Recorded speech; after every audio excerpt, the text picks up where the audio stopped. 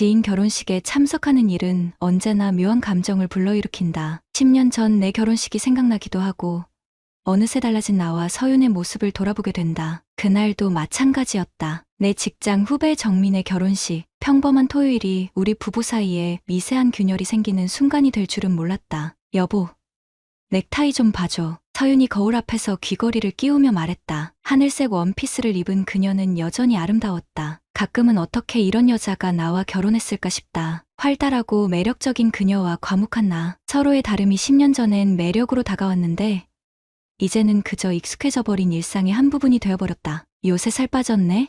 괜찮아? 넥타이를 매만지며 물었다. 다이어트한 거 이제 알았어?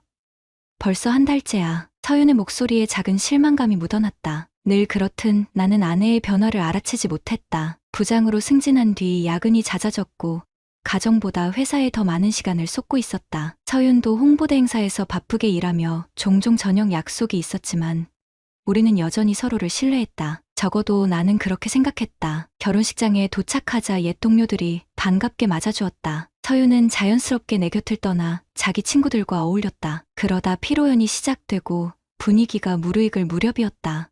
저기 최지훈 아냐? 누군가의 말에 고개를 돌렸다. 정민의 직장 동료 테이블에 앉아있는 남자. 그가 누군지 기억이 났다. 서윤이 대학 시절 잠시 만났던 남자였다. 지훈은 웃음이 많고 분위기를 잘 이끄는 타입이었다. 서윤에게서 들은 얘기로는 진지한 연애라기보다 잠시 만났던 사이라고 했다. 그때 내 시선이 서윤에게 닿았다. 그녀도 지훈을 발견한 모양이었다. 찰나의 순간 그녀의 표정이 미묘하게 변하는 것을 놓치지 않았다. 살짝 굳었다가 이내 평소의 표정으로 돌아왔지만 그 짧은 순간이 내 뇌리에 각인되었다. 옆자리 동료가 와인을 권했지만 운전 때문에 거절했다. 건배 제의가 끝나고 피로연이 무르익을 무렵 서윤이 지훈의 테이블로 향하는 모습이 보였다. 분명 옛 친구를 만난 반가움이었겠지만 내 가슴 한편에 미세한 균열이 생기는 느낌이었다. 신경 쓰지 않으려 했지만 그녀가 웃는 모습이 유독 화사해 보였다. 오랜만이네. 여전히 예쁘다. 건너편에서 지훈의 목소리가 들려왔다. 서윤이 미소 지었다. 너도 그대로네. 그동안 잘 지냈어? 두 사람 사이에 흐르는 공기가 달랐다. 여러 사람 속에서도 마치 둘만의 시간이 흐르는 듯했다. 점점 활기를 띠는 대화, 간간히 터지는 웃음소리, 흔한 동창 모임에서 벌어지는 일상적인 장면인데도 왜인지 불편했다. 테이블로 돌아온 서윤의 볼이 상기되어 있었다. 평소라면 별일 아닌 일이 그날따라 신경 쓰였다. 건배 제의가 이어지는 가운데 서윤의 핸드폰이 진동했다. 잠깐 화면을 확인한 그녀의 입가에 미소가 번졌다. 내게는 보이지 않는 화면이었지만 왠지 그 메시지가 지훈에게서 온 것 같은 예감이 들었다. 누구 연락이야? 무심코 물었다. 응. 아, 회사 언니? 서윤이 핸드폰을 가방에 넣으며 대답했다. 그 말이 거짓인지 진실인지 알 수 없었다. 다만 서윤의 눈빛이 평소와 달랐다. 마치 오래 꺼져 있던 불이 다시 켜진 것 같은 미세하게 반짝이는 눈동자. 피로연이 끝나갈 무렵 새 신랑 정민이 내게 다가왔다. 형, 저 지훈이 알아요? 우리 회사 최고 에이스예요. 형수님이랑 아는 사이인가 봐요? 응.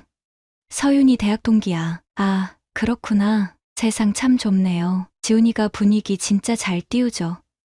여자들한테도 인기 많아요. 정민의 무심한 말이 내 귓가에 맴돌았다. 집으로 향하는 차 안.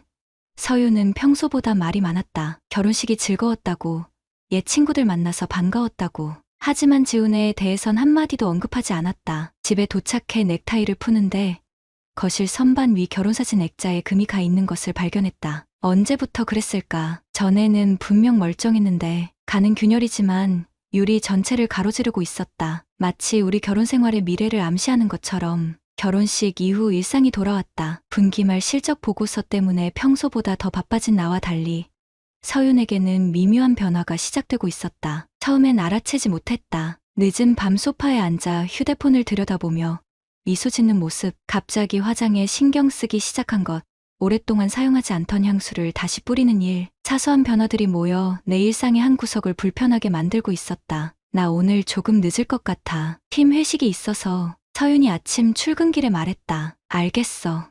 나도 야근해야 할 것 같으니까 각자 들어와. 무심결의 한 대답이었다. 그날 저녁 예상보다 일찍 업무가 끝나 집에 돌아왔을 때였다. 거실 탁자 위에 서윤의 노트북이 열려 있었다. 화면, 보호기가 해제된 상태였다. 의도적으로 보려 한 건 아니었지만 카카오톡 창이 눈에 들어왔다. 지훈 내일 2시에 강남역 카페에서 보자. 우리 때 자주 가던 그 카페 아직 있더라. 심장이 한번 크게 뛰었다. 그냥 친구 사이인지 아니면 그 이상인지 알 수 없었다. 서윤이 어떻게 대답했는지도 보이지 않았다. 노트북을 덮고 침실로 향했다. 옷장에서 양복을 꺼내는데 서윤의 옷 사이에서 낯선 원피스가 눈에 띄었다. 분명 새로 산 것이었다. 결혼 후 서윤의 취향을 알게 됐다고 생각했는데 이 원피스는 그녀답지 않게 화려했다. 누구에게 보여주고 싶었던 걸까? 다음날 아침 서윤은 평소보다 일찍 출근했다. 출근길에 메시지를 보냈다. 오늘 저녁 뭐 먹을까? 서윤의 답장은 간결했다. 미안.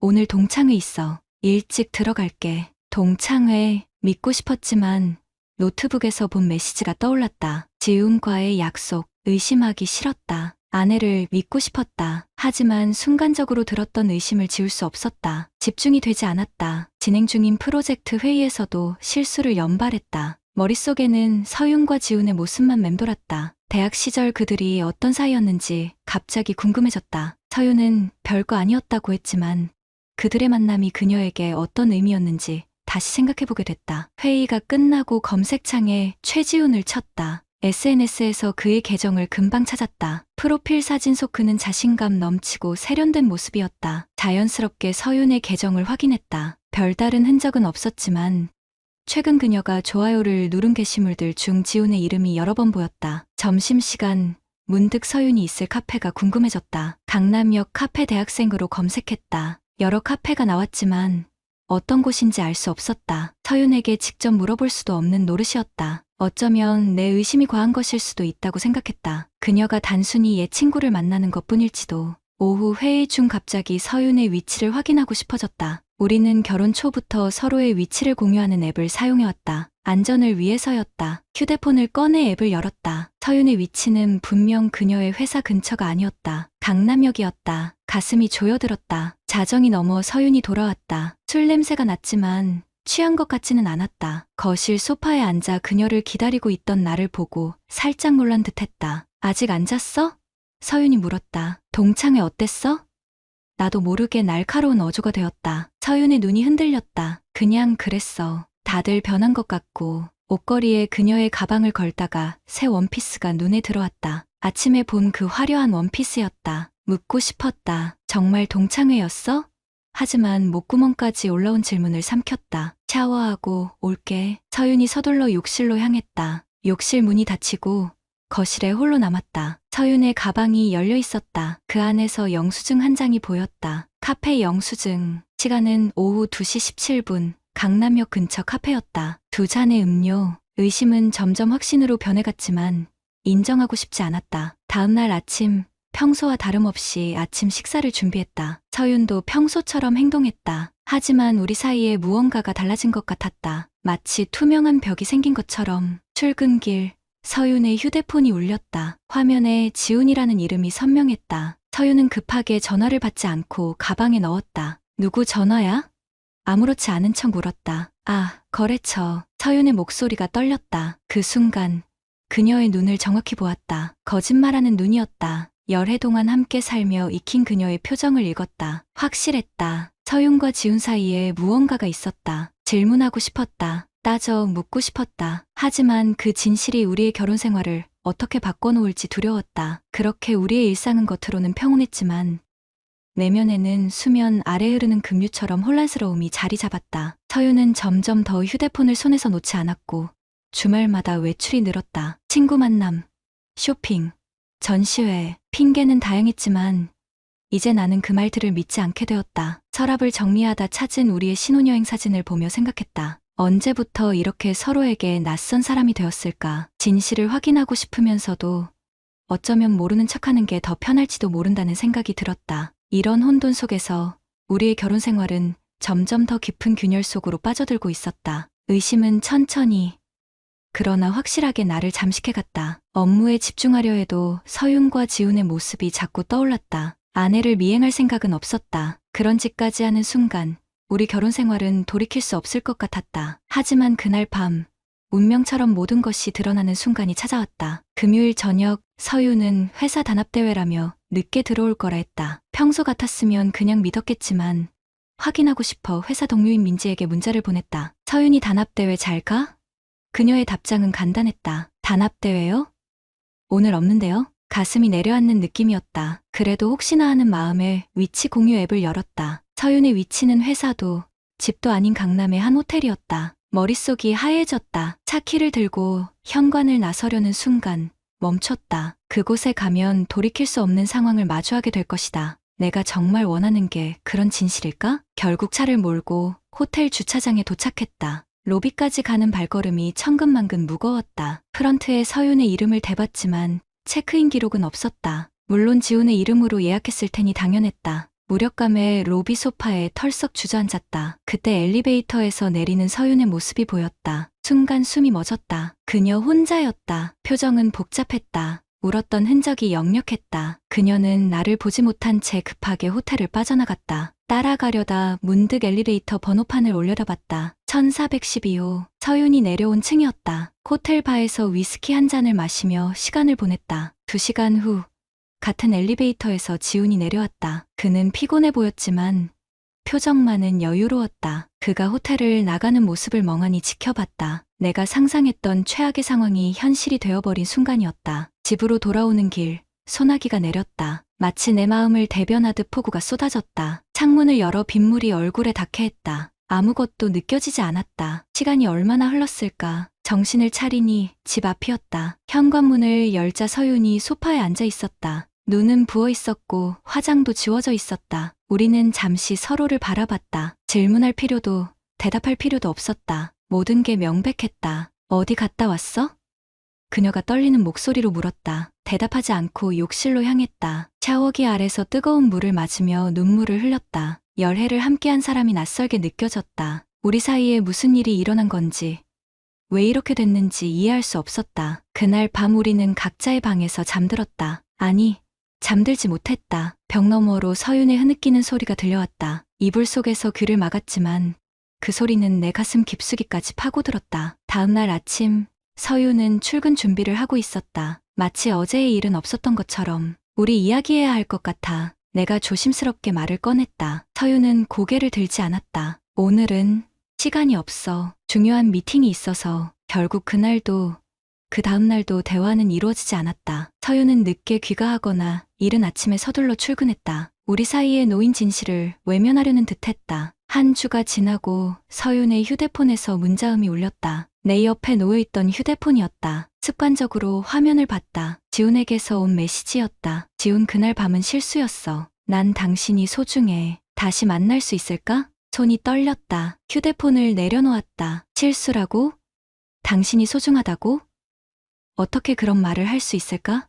분노가 치밀어 올랐다. 하지만 그것보다 더 큰 감정은 배신감이었다. 서윤이 정말 지훈을 만나고 있는 건지, 그날 밤이 처음이자 마지막이었는지 확신할 수 없었다. 욕실에서 나오는 서윤을 기다렸다. 그녀의 눈은 충혈되어 있었다. 웃으려 했지만 그 미소는 공허했다. 지훈이 메시지 왔더라. 내가 건조하게 말했다. 서윤의 표정이 순간 굳었다. 피할 수 없는 순간이 온 것을 깨달은 듯했다. 미안해. 정말 미안해. 그녀의 목소리가 떨렸다. 난 내가 필요해. 그건 그냥 실수였어.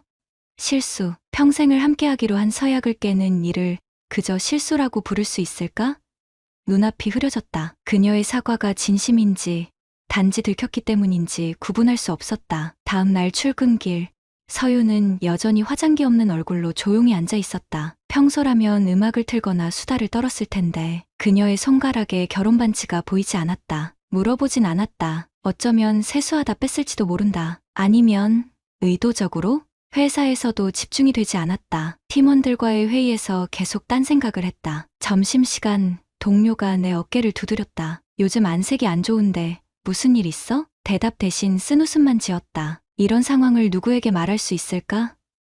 아내가 옛 남자친구와 호텔에서 하룻밤을 보냈어요. 입 밖으로 꺼내기조차 수치스러웠다. 저녁, 집에 돌아오니 서윤이 식탁에 앉아 있었다. 앞에는 그녀가 좋아하던 와인이 놓여 있었다. 내가 막 들어서자 눈물을 훔쳤다. 이야기하자. 그녀가 말했다. 이야기. 우리에겐 너무 늦은 걸까?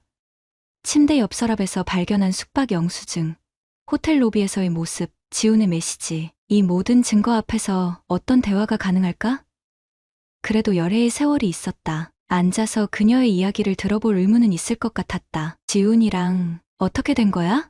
목구멍이 메어 간신히 질문했다. 서윤의 눈에서 눈물이 흘러내렸다. 그녀가 입을 열기 전 이미 난 모든 것을 알고 있었다. 우리 결혼 생활은 한순간의 실수로 돌이킬 수 없는 규녀를 맞이했다. 이제 우리에게 남은 것은 그 규녀를 어떻게 대할 것인가.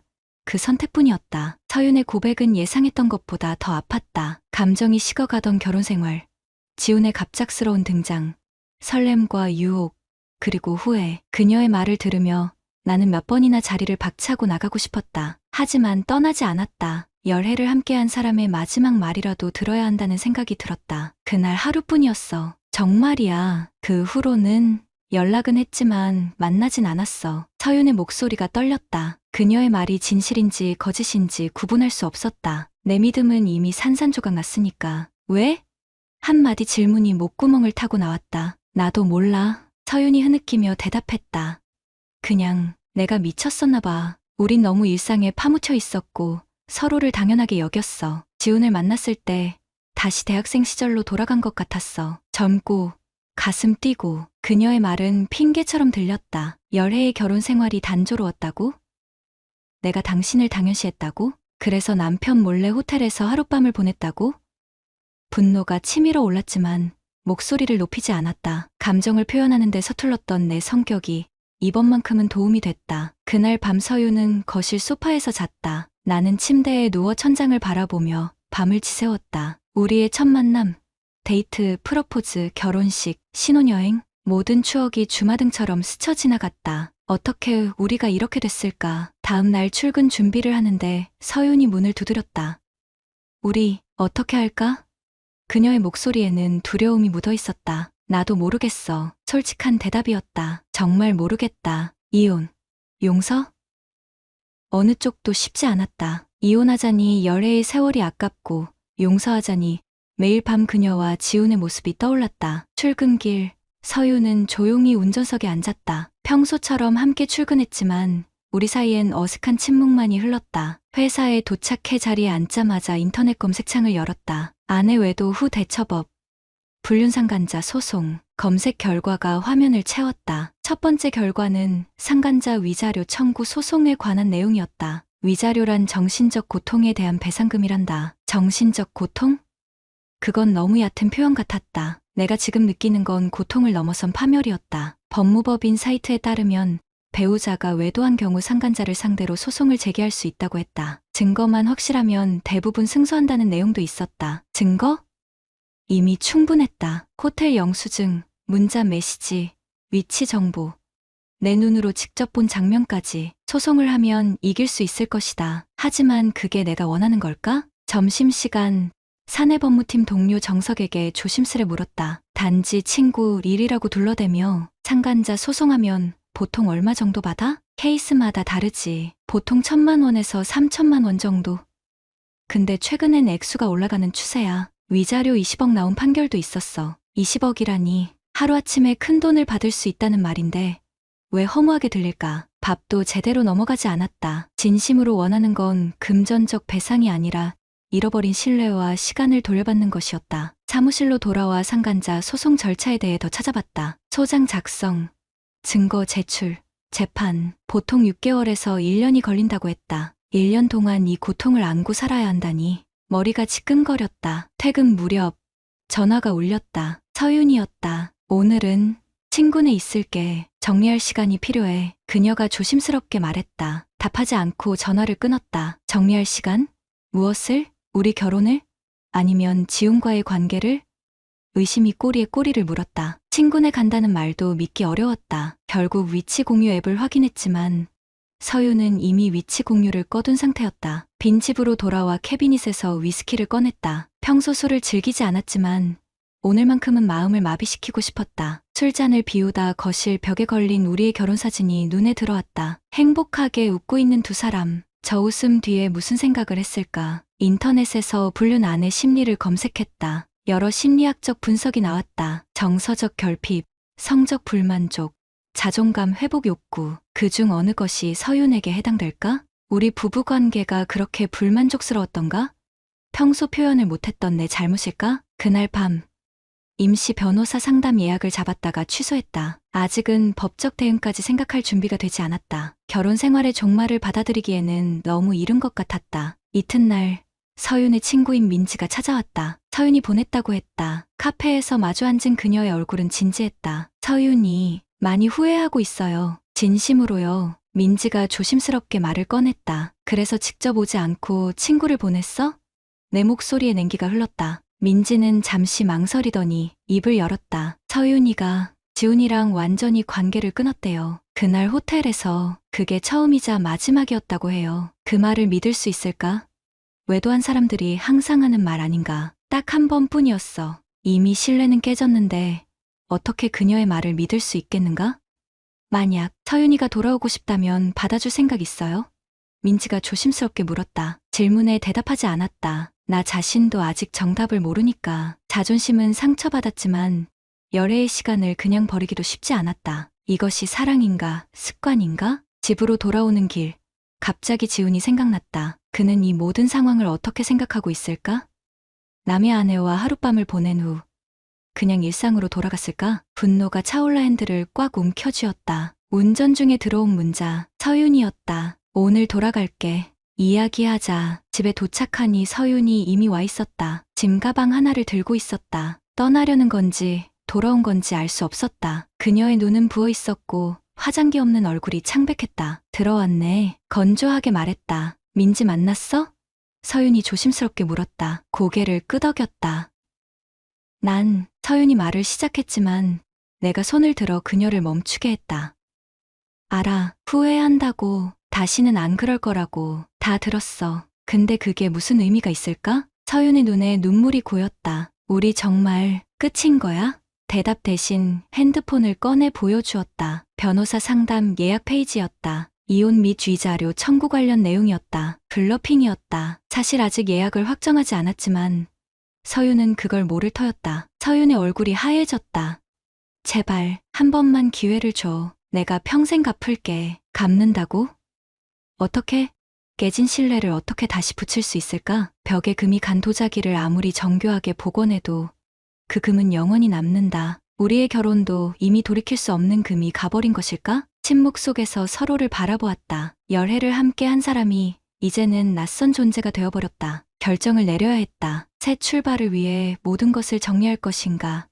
아니면 깨진 신뢰를 다시 쌓아갈 것인가? 선택의 기로에 놓여 있었다. 챕터 5 내면적 선택, 상처와 새로운 시작. 2달이 지났다. 서윤은 친정으로 잠시 떠났고 나는 텅 빈 집에 홀로 남았다. 법적 조치를 취하지는 않았다. 변호사와의 상담 후 소송은 잠시 보류했다. 감정적으로 내린 결정이 평생의 후회로 이어질까 두려웠다. 그 시간 동안 우리는 거의 연락하지 않았다. 가끔 생활비 이체나 집 관리에 관한 짧은 문자만 주고받을 뿐. 어느 흐린 토요일 오후 지훈에게 연락했다. 공개할 만한 불륜 증거를 갖고 있으니 만나자고. 카페에서 그를 마주했을 때 예상과 달리 분노보다는 공허함이 먼저 들었다. 그는 예상보다 초라해 보였다. 완벽해 보였던 그 얼굴에도 불안과 후회의 그림자가 드리워져 있었다.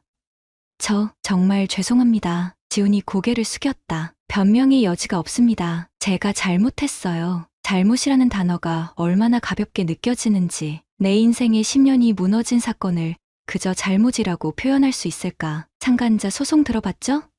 내 목소리는 담담했다. 위자료 청구할 수 있다는 거. 지훈의 얼굴이 창백해졌다.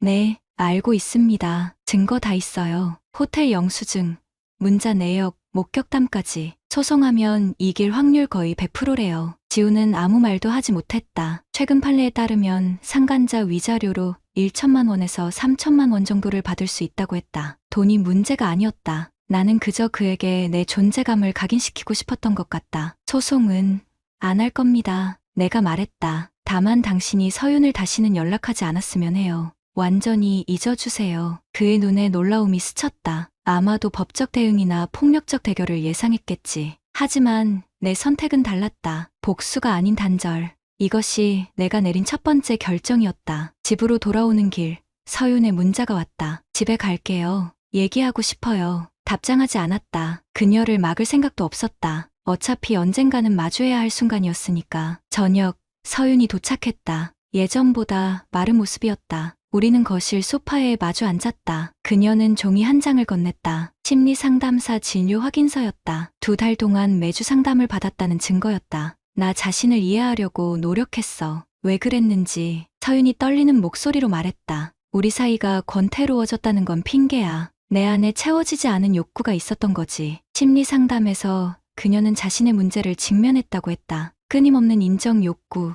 자존감 문제, 사랑받고 싶은 갈망, 어린 시절부터 이어진 정서적 결핍이 결혼 생활 속에서도 해소되지 않았다고. 그것이 외도의 근본 원인이라고 설명했다. 그건 핑계가 될 수 없어. 내가 말했다.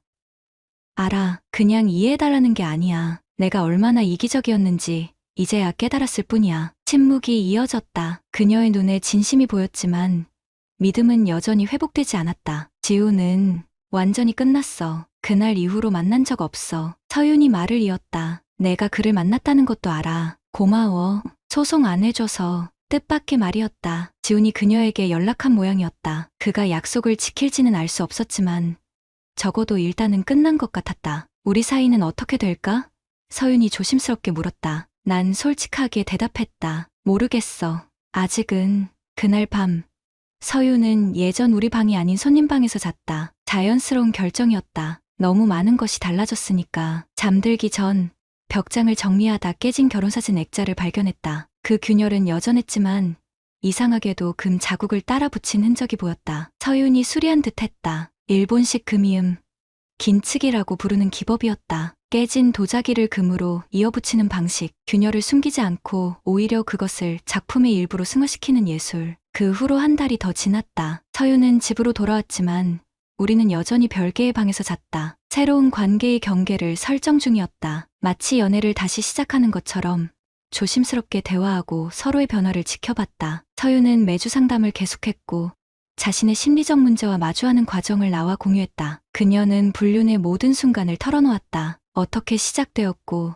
어떤 감정이었는지 그리고 왜 그런 선택을 했는지. 듣기 괴로웠지만 그것이 필요한 과정임을 알았다. 진실만이 새로운 시작의 바탕이 될 수 있으니까. 회사에서도 변화가 있었다. 더 이상 일에만 매몰되지 않았다. 정시 퇴근을 하려 노력했고 주말 업무를 최소화했다. 그동안 일에 집중하며 놓쳤던 많은 것들을 돌아보게 됐다. 서윤과의 관계도 그중 하나였다. 서윤 역시 달라졌다. 더 이상 휴대폰을 들여다보며 시간을 보내지 않았고 대신 함께 요리하거나 영화를 보자고 제안했다. 우리는 데이트를 시작했다. 어색했지만 서로를 새롭게 알아가는 시간이었다. 모든 게 완벽하진 않았다. 가끔은 그날 밤의 기억이 불현듯 떠올라 가슴이 무너지곤 했다. 서윤이 지훈에게 보냈을 미소, 호텔에서 그들이 나눴을 대화, 그런 상상이 머릿속을 채울 때면 어떤 용서도 불가능하게 느껴졌다. 그럴 때마다 서윤은 내 감정을 받아들였다. 이해해. 내 마음이 어떨지. 그녀는 더 이상 변명하지 않았다. 그저 내 고통을 인정하고 자신의 잘못을 마주하는 모습이었다. 오늘 저녁, 난 결정했다. 결혼 상담사를 함께 만나보자고 제안했다. 이것은 완전한 용서도 완전한 화해도 아니었다. 그저 우리가 함께 걸어갈 가능성을 열어두는 작은 선택이었다. 서윤의 눈에 눈물이 맺혔다. 첫 발을 내딛는 순간이었다. 우리는 정원에 앉아 저녁 노을을 바라봤다. 그녀의 손이 조심스럽게 내 손 위에 놓였다. 순간적으로 떨쳐내고 싶은 충동이 들었지만 그대로 뒀다. 아직은 그녀의 손길이 낯설었지만 완전히 거부할 만큼 싫지는 않았다. 수리된 결혼사진 액자를 거실에 다시 걸었다. 균열은 여전히 보였지만 금빛으로 이어진 흔적은 우리의 상처가 영원히 남을 것임을 인정하는 동시에 그 상처와 함께 새로운 길을 걸을 수도 있다는 가능성을 상징했다. 밤하늘의 별을 바라보며 생각했다. 사랑은 완벽함이 아니라 불완전함 속에서 서로를 받아들이는 용기인지도 모른다고. 아직 용서가 완전하지 않고 신뢰가 온전히 회복되지 않았지만 우리는 각자의 상처를 안고 천천히 걸어가기로 했다. 어쩌면 이 길의 끝에서 우리는 더 단단한 관계를 만들 수 있을지도 모른다. 우리의 결혼은 더 이상 예전과 같지 않을 것이다. 그리고 그것이 꼭 나쁜 일만은 아닐지도 모른다. 깨지고 다시 이어진 도자기처럼 우리의 관계도 상처를 통해 새로운 형태로 변화하고 있었다. 그 끝이 어떨지는 아직 알 수 없지만 적어도 오늘은 그 여정을 포기하지 않기로 했다. 침대에 누워 창밖을 바라보았다. 오늘 밤도 별도의 방에서 잔다. 아직은 그래야 했다. 하지만 언젠가는 다시 같은 공간에서 편안하게 잠들 수 있을까? 그 질문에 대한 답은 아직 모르지만 적어도 그 가능성을 닫아버리지는 않았다. 상처는 아직 아프지만 그 통증이 나를 더 단단하게 만들어 주었다. 그리고 어쩌면 우리의 관계도. 구독자님들, 오늘 사연 댓글로 공유해 다른 분들과 함께 의견 나눠보세요. 저도 읽어보며 소통하겠습니다.